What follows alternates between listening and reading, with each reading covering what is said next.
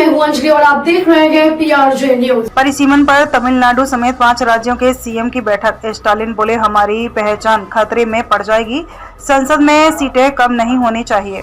राज्यों में लोकसभा सीटों के परिसीमन को लेकर शनिवार को 5 राज्यों के मुख्यमंत्रियों और डिप्टी सीएम की बैठक चेन्नई में हुई। तमिलनाडु के मुख्यमंत्री M.K. स्टालिन ने चेन्नई में ये मीटिंग बुलाई, जिसमें 5 राज्यों के 14 नेता शामिल हुए। बीजेडी प्रमुख नवीन पटनायक और TMC भी इसमें शामिल हुए।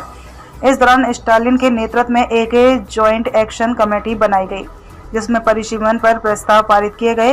1971 की जनगणना जनसंख्या के आधार पर संसदीय निर्वाचन क्षेत्रों पर रोक को अगले 25 साल तक बढ़ाया जाए।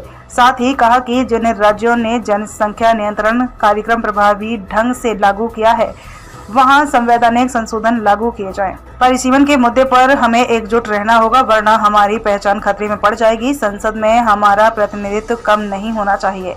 हमें इस राजनीतिक लड़ाई को आगे बढ़ाने के लिए कानूनी पहलुओं पर भी विचार करना होगा।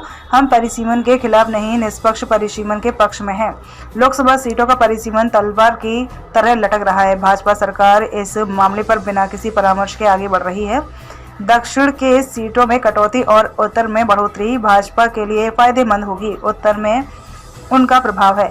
अगर सीटों का परिसीमन जनसंख्या के आधार पर हुआ तो दक्षिण भारत की राजनीतिक ताकत घटेगी और नॉर्थ के राज्य हावी हो जाएंगे। यह डेमोग्राफिक पेनल्टी है जो जनसंख्या नियंत्रण लागू करने वाले राज्यों को सजा देगा।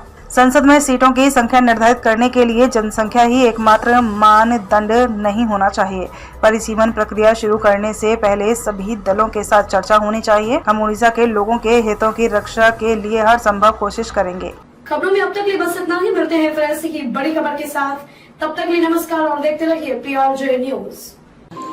अगर आपको वीडियो पसंद आई हो तो लाइक, कमेंट व शेयर करें और हमारे YouTube चैनल PRJ न्यूज को सब्सक्राइब कर बेल आइकन को प्रेस करें।